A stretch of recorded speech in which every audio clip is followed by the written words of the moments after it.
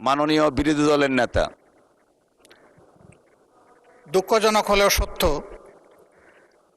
বিরোধী দলের যৌক্তিক বাধা সত্ত্বেও যে কয়টি গণবিরোধী বিল আজকে পাশ হয়েছে, আমরা তার দায় নিতে চাই না। এই জন্য আমরা এখন সংসদ থেকে ওয়াক আউট করছি।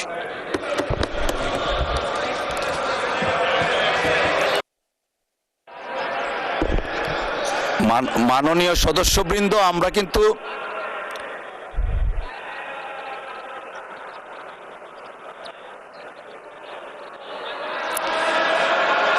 যাচ্ছেন না, আপনারা আসছেন।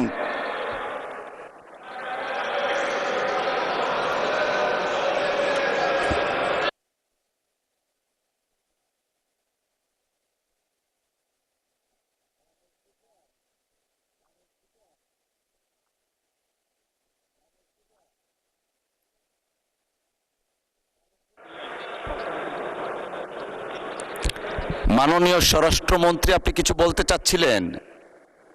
আচ্ছা, একটু মাইকটা দেয়া যাবে দয়া করে? ওনারা অনেকেই আছেন, কিন্তু এখনো আপনি চাইলে বলতে পারেন। আমি ধন্যবাদ জানানোর জন্য উঠছি। আইন প্রণয়ন প্রক্রিয়ার first reading, second reading, third reading সব রিডিংয়ে ওনারা সহায়তা করেছেন। কেউ কেউ হাত তুলে সমর্থনও দিয়েছেন।